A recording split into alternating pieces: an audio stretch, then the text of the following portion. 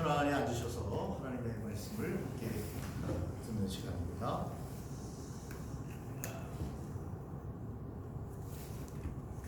여러분, 올해 2024년도에는 정말 우리가 하나님 앞에서 큰 복을 받았으면 좋겠다. 아멘. 그런 생각을 합니다. 서로 다시 한번 인사하시겠습니다. 주님의 큰 복이 함께 하시기를 바랍니다. 주님의 큰 복이 함께 하시기를 바랍니다. 2024년도에는 큰 주님의 복이 임하는 해가 될 줄로 믿습니다. 아멘. 오늘 성경 말씀에 보면 여러분, 복을 내려주시는 때가 있다.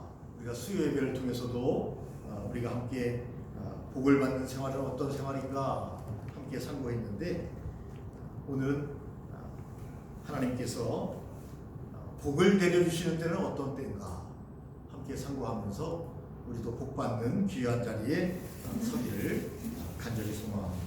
아멘. 오늘 성경 말씀에 보니까 창세기 22장, 우리 안수 집사님께서 봉독한 말씀에 보면 하나님께서 아브라함에게 100세에 낳은 아들 독자를 하나님께 바치라, 그렇게 말씀하십니다.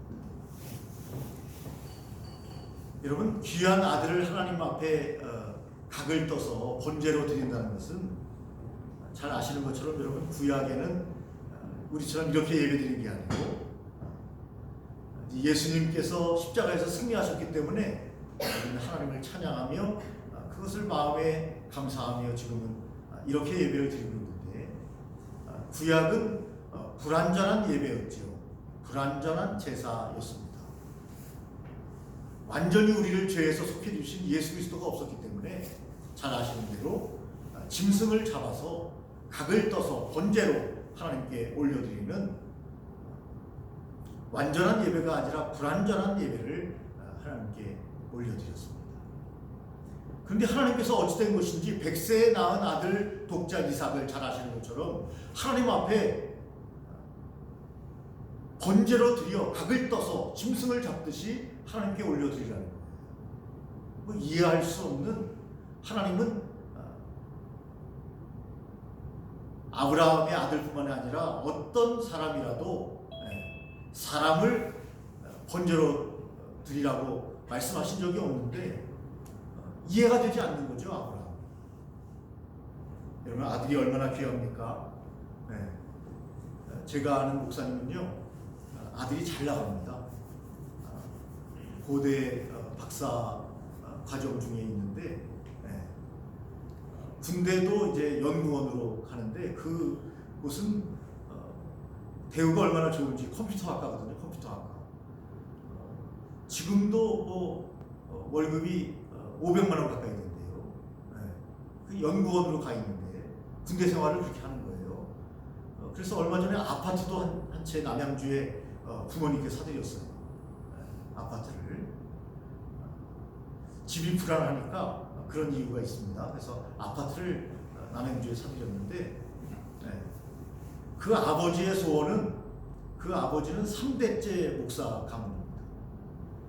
그래서 그 아들이 박사도 좋고 연구원도 좋지만 그거 그만두고 신학대학원에 가서 목회자가 되라. 우리 집안에 4대째 목사가 나와야 되는데 너는 그렇게 신앙이 없어가지고 무슨 박사를 하려고 그러냐, 무슨 연구원을 하려고 하느냐. 나의 소원은 네가 목사가 되는 거다. 4대째 우리 집안에 목사가 돼서 하나님의 영광을 나타냈으면 좋겠다. 그렇게 기도를 한다는 겁니다. 그리고 박인재 목사님도 잘 아는 목사님이신데, 여러분, 가장 아들을 사랑하는 방법이 그 목사님에게는 박사학위도 아니고 연구원도 아니고 500만 원씩 월급을 받는 것도 아니고, 가장 중요한 것은 네가 목회자가 되는 거다. 우리 가문은 목회자지만 아니냐. 얼마나 아들을 사랑하면 부도 명예도 필요 없고 목회자가 되라 하고 아들에게 권면하고 또 기도하겠습니다. 그래서 그가 대학에 들어갈 때 총신대학교를 보냈어야 되는데 내가 일반 대학을 잘못 보냈다 하고 후회하는 이야기를 몇 번을 들은 적이 있습니다. 그 아버지의 사랑은, 자녀는 물론 거부하고 있지만 아버지의 사랑은 그것이 가장 큰 사랑이다. 하나님 아버지의 일을 하는 것이 가장 의미 있는 일이다. 복받는 일이다. 그렇게 생각하기 때문에 아들에게 그렇게 강요하는 것이 아니겠습니까? 물론 강요로 되는 것이 아니에요. 하나님이 감동을 주셔야 되고 하나님이 선택하셔야 되고 하나님이 인도해 주셔야 주님의 종이 될 수 있는 겁니다. 레이지프가 그런 거 아닙니까? 구약에. 그러므로 말미암아 여러분, 자녀가 아버지를 얼마나 사랑하느냐, 아니 아버지가 자녀를 얼마나 사랑하느냐 하는 말씀을 여러분 드리고 있는 겁니다. 그런데 여러분, 아브라함은 100세에 낳은 아들, 눈에 넣어도 아프지 않은 그 아들 독자 이삭을 하나님께 바치라는 것입니다. 그런데 그는 그대로 순종하지 않습니까? 그대로 순종합니다. 그것을 보고 하나님께서 아브라함아 아브라함아 하고 번제로 그를 잡아 죽이려고 하는 순간 하나님께서 그를 막으시고 그에게 말씀하시는 겁니다. 이르시되 여호와께서 이르시되 내가 너를 가리켜 맹세하노니 내가 이같이 행하여 내 아들 내 독자도 아끼지 아니하였은즉, 아들보다, 그 귀한 아들보다 하나님을 더 사랑하는 거죠. 하나님을 가장 사랑하는 아브라함을 보면서 내가 내게 큰 복을 주고 내 씨가 크게 번성하여 하늘의 별과 같이 바닷가의 모래와 같이 하리니 내 씨가 그 대적의 성문을 차지하리라는 귀한 축복의 말씀을 주시고 있습니다. 여러분, 언제 우리가 복을 받습니까? 시험을 무사히 통과했을 때 하나님께서 우리에게 복을 내려주십니다. 여러분, 하나님께서 욥을 시험하셨습니다. 하나님께서 우리를 시험하십니다. 시험하실 때, 그 시험을 무사히 통과했을 때 하나님께서 우리에게 말할 수 없는 하늘문을 여시고 우리에게 복을 내려주신다. 그렇게 성경은 우리에게 말씀하고 계시는 것입니다. 여러분, 복 받기를 원하십니까? 2024년 하나님의 놀라운 복이 임하는 우리의 가정이 되기를 원하십니까? 자녀들이 잘 되는 축복, 하나님의 영광을 나타내는 귀한 자리에 서기를 원하십니까? 여러분, 우리에게 시험이 올 때, 불같은 시험이 온다 할지라도 여러분, 시험을 두려워하지 말고 무사히 주님과 함께 주님의 말씀을 붙잡고 통과하는, 그래서 복받는 귀한 2024년이 되시기를 예수님의 이름으로 축원합니다. 아멘. 아멘. 두 번째, 어떤 사람이 복을 받습니까? 시편 40편 1절 말씀에 보니까 여호와를 기다리는 사람이 복을 받는다, 그렇게 말씀합니다. 여러분, 기다릴 때는 기다려야 됩니다.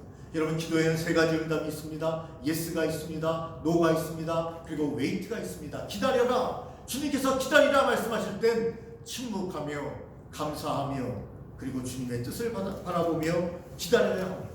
기다림의 시기가 있습니다. 여러분, 제가 잘 아는 우리 미래목회 프로그램의 박경배 목사님이라고 계셨는데, 뭐 공개가 됐으니까 말씀드려도 될 것 같습니다. 이분이 담도 암이 걸리셔서 도저히 현대의학으로는 고칠 수가 없다고. 그래서 잠시 부목사님들에게 강단을 맡기고 지금 시골에 내려가셔서 민간요법으로 치료를 하고 계신 것 같아요.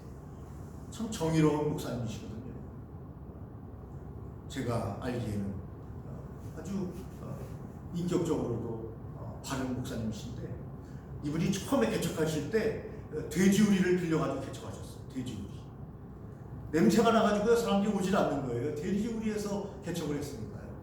그것을 깨끗이 치워가지고 돼지우리에서 예배를 드렸던 목사님이신데, 그 이후에 그 교회가 좀 부흥했고 좀 시골이었는데 후임자에게 넘기시고 대전이 고향이죠. 대전에서 다시 개척을 하셨는데 큰 부흥을 이루셨어요. 그런데 갑자기 이 담도암으로 지금 도저히 현대의학으로는 고칠 수가 없다고 하니까 이제 시골에 가셔서 이렇게 요양을 하시면서 하나님의 때를 기다리는 것 같습니다. 여러분도 기도해 주시기 바랍니다. 하나님께서 기다리고 여호와를 바라보며 하나님의 말씀을 바라보며 부르짖을 때 하나님께서 우리 박경배 목사님에게 질병은 떠나가고 다시 한번 하나님께서 주님의 사명을 잘 감당할 수 있도록 은혜를 주실 것을, 더 큰 은혜를 주실 것을 믿으면서 기도해 주시기를 바랍니다. 누구든지 간에 여러분, 주님의 백성 기다릴 때가 있습니다. 지금은 잠잠히 기도할 때입니다. 묵상할 때입니다. 기다릴 때입니다. 하나님의 놀라운 성령이 임하셔서 암을 태워주시고 아멘. 암을 고쳐주셔서 새롭게 주님의 사명을 하나님께서 부여주실 때까지 아마 그 목사님은 지금은 기다리셔야 합니다. 저와 여러분들도 하나님의 때가 아직 임하지 않았다면 기다릴 줄 알아야 합니다. 너무 조바심 내지 말고 하나님의 역사하실 그날을 바라보면서 기다릴 때 하나님께서는 반드시 하나님의 백성에게 복을 내려주시는 분이다. 그냥 기다리는 게 아니고요, 하나님을 바라보며 하나님께 부르짖으며 기다려야 하는 거죠. 그럴 때 하나님께서는 그에게 복을 내려주신다 하는 것입니다. 본문은 동일합니다. 시편 40편 1절에 보니까 여러분 어느 때 우리가 복을 받게 됩니까? 부르짖을 때 복을 받게 된다고 말씀하고 계십니다. 아멘. 한국교회가 여러분 기도의 불씨가 식었다고 하지 않습니까? 여러 번 말씀드렸지만 여러분 옛날에는 금요 기도에 밤을 새면서 기도했어요. 지금은 잘 사람들이 이해가 되지 않을 거예요. 저도 전도사 시절에 용산교회에서 시무했는데 여러분 전도사가 빠지면 됩니까? 학교 갔다 오자마자 교회로 가서 교회에서 조금 쉬었다가 밤을 꼬박 새고 그렇게 여러분 토요일을 맞이하고 또 주일을 맞이했던 여러분 그런 기억이 납니다. 내가 부르짖을 때 내가 여호와를 기다리고 기다렸더니 귀를 기울이사 나의 부르짖음을 들으셨도다. 그렇게 성경은 우리에게 말씀하고 있습니다. 우리가 부르짖을 때, 기도할 때 힘들고 어렵고 낙심스러울 때가 있습니까? 나 홀로라고 생각할 때가 있습니까? 홀로 여행 중에 있습니까? 고독할 때가 있습니까? 하나님께 부르짖으면 하나님께서 우리에게 복을 내려주시고 길을 열어주시고 우리의 갈 길을 인도해 주신다고 성경은 우리에게 분명히 여러분 말씀하고 있습니다. 여러분 역사적으로 우리가 일본 사람들에게 어려움을 당해서 그런지 몰라도 여러분 이 인류 중에서 일본을 무시하는 나라는 우리 대한민국밖에 없대요. 일본을 무시하는 나라는 대한민국밖에 없다는 겁니다. 여러분 경제 규모를 봐도 우리나라는 1조밖에 안 돼요. 그런데 여러분 경제 규모가 일본은 6조입니다. 6조. 우리하고 엄청난 차이가 있어요. 여러분. 우리는 우습게 보지만 여러분 인구가 얼마나 중요한지 아시죠? 그런데 점점 요즘은 결혼도 안 하고 애도 안 낳는 시대에 대한민국이 침몰하고 있는데 여러분 대한민국 남한은 5천만밖에 안 돼요. 여러분. 그런데 여러분 일본은요 1억 2천만이에요. 인구로도 엄청나죠. 계속해서 번성하고 물론 거기도 인구 문제 때문에 점점 아이를 낳지 않아서 문제지만 우리나라는 완전히 더 문제죠. 지금 멸망의 길로 간다고 하는 것은 너무 심하지만 어쨌든 그렇게 여러분 가고 있는 거 아닙니까? 여러분 일본을 무시하면 안 됩니다.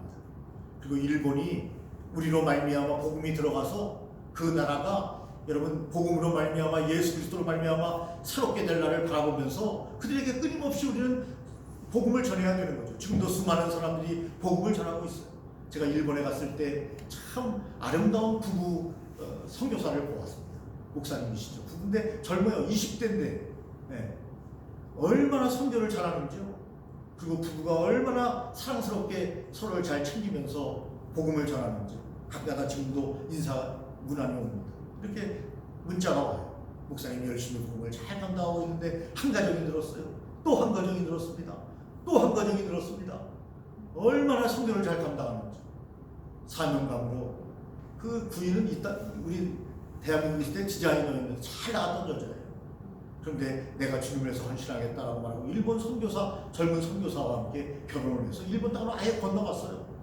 애도 지금 2명 낳고 그렇게 살고 있는데 여러분 하나님께서 여러분 부르짖고 기도할 때에 복을 내려주시고 응답하여 주신다 하는 겁니다.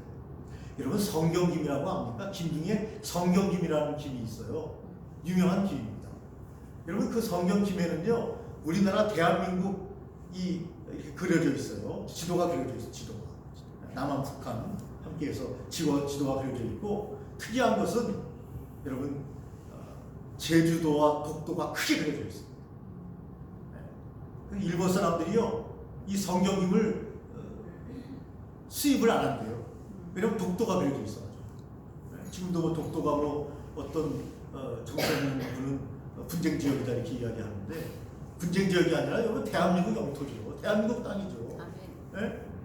예? 그래가지고 그 지도에다가 독도를 크게 그려놓은 거예요. 더 크게 이렇게 제주도하고 독도를. 그러니까 일본에서 우리는 성경김을 구입하지 않겠다.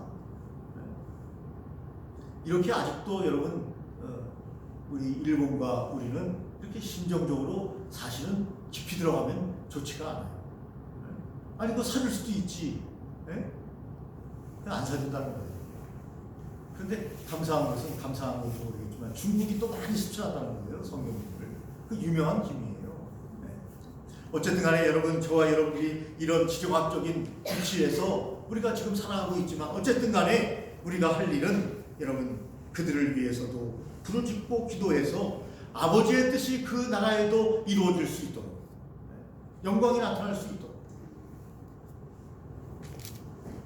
일본은 여러분 가보셨죠? 한 번씩 가까우니까 미세먼지가 없대요. 네? 네. 그런데 거기는 이제 지진이 있기 때문에 좀 두려운 마음이 사람들이 여행할 때도 좀 가지고 있는데 우리나라는 미세먼지가 이 중국 사람들이 또 성경기문 많이 사줘서 고마운데 중요한 건 미세먼지를 우리한테 또 보내잖아요. 참 우리가 기도할 일이 쌓였다. 네. 그런 생각을 살아가면서 하게 됩니다. 여러분 저와 여러분들이 주님께 부르짖을 때 하나님께서 우리 민족에도 복을 주시고 전 세계에 복을 내리셔서 정말 북한 땅에도 마찬가지고 하나님의 복이 임했으면 너무나 좋겠다 그런 생각을 여러분 하게 됩니다. 또 하나님께서 네 번째로 어떨 때 우리에게 복을 내려주십니까? 아버지의 뜻대로 행할 때 하나님께서 복을 내려주십니다. 아버지의 뜻대로는 아무것도 행하지 않고 하나님 2024년도에 복 내려주세요. 그러면 하나님의 복을 내려주시지 않는다는 겁니다. 아버지의 뜻을 행하면서 명절 끝이지만 우리가 주일이기 때문에 주일 성수를 하면서 하나님께 기도하면서 예배드리면서 아버지가 원하시는 일을 할 때 아버지께서 우리에게 복을 내려주신다는 것을 성경은 분명히 말씀하고 있습니다. 마태복음 7장 21절에 보니까 내 아버지의 뜻대로 행하는 자라야 하나님께서 복을 내려주신다고 말씀하고 계십니다.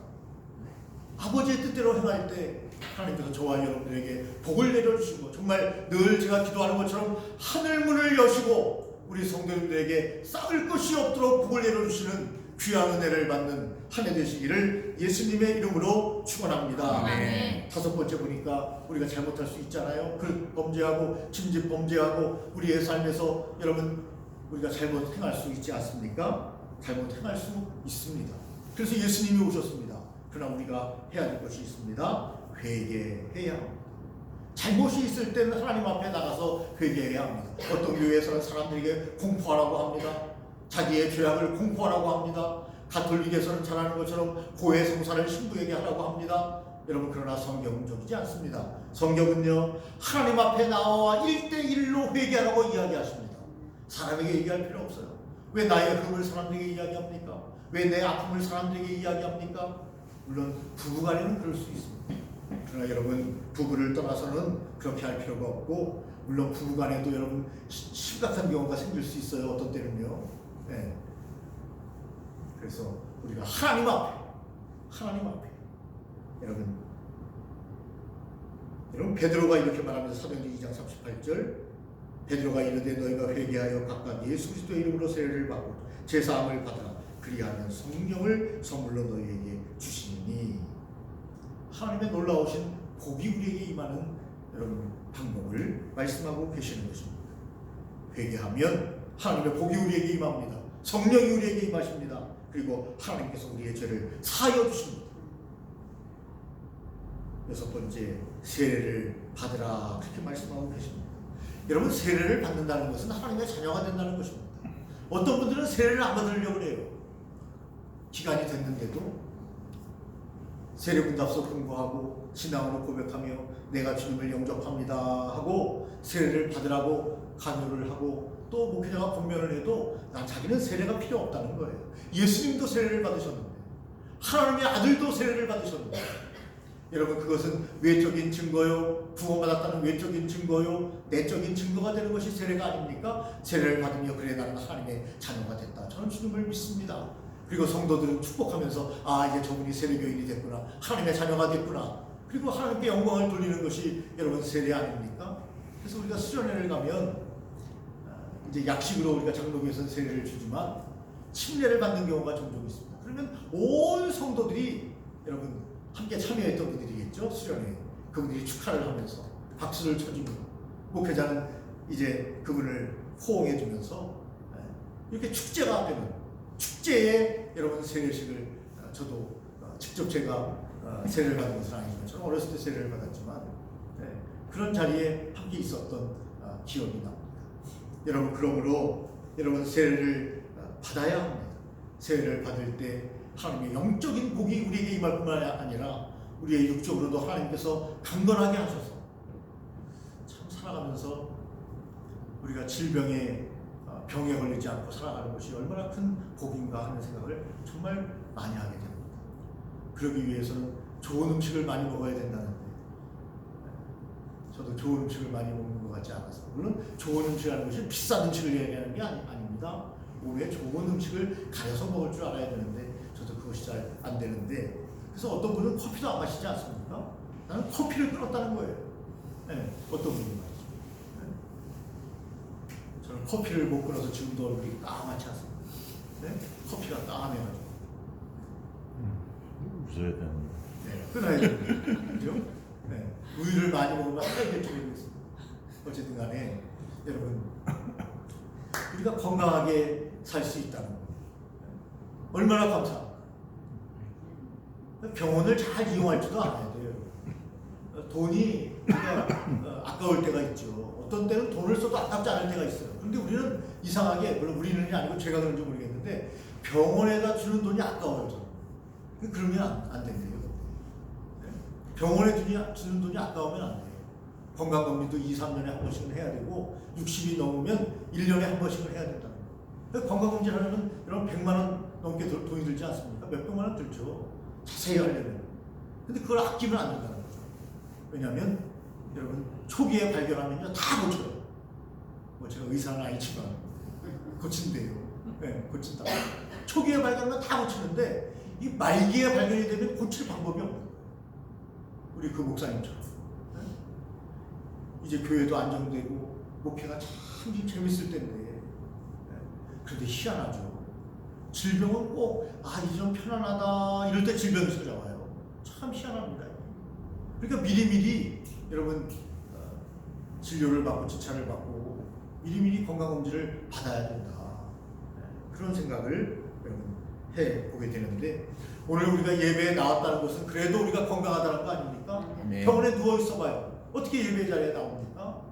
그렇기 때문에 여러분 이 건강 잘 유지하면서 정말 우리가 하나님께서 원하시는 귀하고 아름다운 그러한 삶을 살기로 마음에 작정을 하고 하나님 안에서 승리해 나가는 우리의 삶이 되어야 할 줄로 믿습니다. 아멘. 마지막으로 로마서 11장 1절에 보니까 여러분 하나님께 예배를 드릴 때 하나님께서 복례를 주신다고 우리에게 분명히 말씀하고 있습니다. 아멘. 너희가 드릴 영적 예배, 여러분 우리가 오늘 지금 하나님 앞에 영적인 예배를 드리고 있는 거 아니에요? 아멘. 하나님이 가장 좋아하시는 것 첫 번째가 예배입니다. 예배. 아멘. 그러니까 여러분 아무리 신앙이 좋다고 해도 예배 자리에 나오지 않으면 신앙이 없는 거예요. 여러분. 본인은 대단한 믿음이 있다, 난 불같은 그런 믿음이 있다 생각할지 모르지만 여러분 목회자가 보면 알아요. 저분은 신앙이 이 정도구나. 신앙이 이 정도구나. 목회자도 아는데 하나님이 모르시겠습니까? 그래서 복을 많이 내려주고 싶어도 이 정도니까. 이 정도니까. 요번에 축구를 하는데 얼마나 화가 나는지. 어떻게 유효 슈팅이 하나도 없습니까? 어떻게? 결국 카타르가 우승을 했는데요. 자기네 땅에서 자기네들이 우승을 했는데 4강 여러분 축구 보셨죠? 열 안 받는 분은 딱 한 분밖에 없어요. 크리스만 감독이라고. 그분만 열 안 받고 그냥 얼마나 즐거워하는 거예요. 싱글벙글 싱글벙글. 난 돈 많이 받으니까. 그리고 대한민국에서 이제 아웃을 시키면 60억을 받는데요, 위약금. 와, 어떻게 그렇게 돈을 많이 줍니까? 예? 대한민국 사람들이 힘든 사람이 얼마나 많은데, 예? 또 대한민국 사람 중에서 감독이, 훌륭한 감독이 꽤 있는데 너무 돈을 많이 주는 것 같아요. 예? 어쨌든 뭐 대한축구협회에서 알아서 하겠지만, 예? 내가 뭐 10원 한 장 보태준 건 없지만 그래도 너무하다. 어떻게 돈을 그렇게 많이 줘? 그것도 재택근무를 한다면서요. 집에서 재택근무를 하면서 그렇게 받는데요. 예? 완전히 뭐 황금 직장 아닙니까? 황금 직장. 예? 뭐 하늘나라에 있는 것 같아요. 그거는. 어떻게 해요? 예? 여러분, 그런데 우리가 이 설날을 맞이해서, 예, 참 새로운 마음을 가지고 이 대한민국도 새로워지고, 여러분, 대한민국이 얼마나 여러분 여의도 광장에 모여서 울부짖던 이 나라입니까? 하나님을 향해서 주여 이 나라를 도와주시옵소서. 네? 그런데 광장에는 이제는 나무밖에 없어요. 여의도 광장에는 공원이 돼가지고 나무밖에 없습니다. 기도 소리가 있었던 그 자리에 이제는 공원이 들어왔어요. 기도가 그렇게 아까 말씀드린 것처럼 개교회도 마찬가지고 연합 집회도 마찬가지고 기도 소리가 멈추게 됐습니다. 가정에서도 기도하지 않고,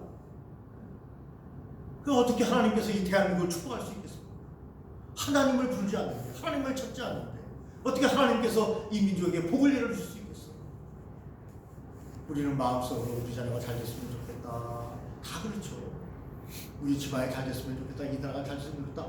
여러분, 관념적으로 생각에만 가지고 있어서는 하나님이 우리에게 복을 주실 수 없습니다. 하나님께 부르짖고 기도하며 예배의 자리로 나와서, 여러분, 예배에 나오면 한마디라도 더 기도하지 않겠습니까? 여러분, 이 시간에 여러분 예배 자리에 나오지 않고 누워있다고 생각해 보세요. 기도하겠습니까? 아, 편하다, 좀 더 자자, 좀 더 눕자, 좀 더 졸자, 그러지 않겠습니까? 생각이 없는 거죠.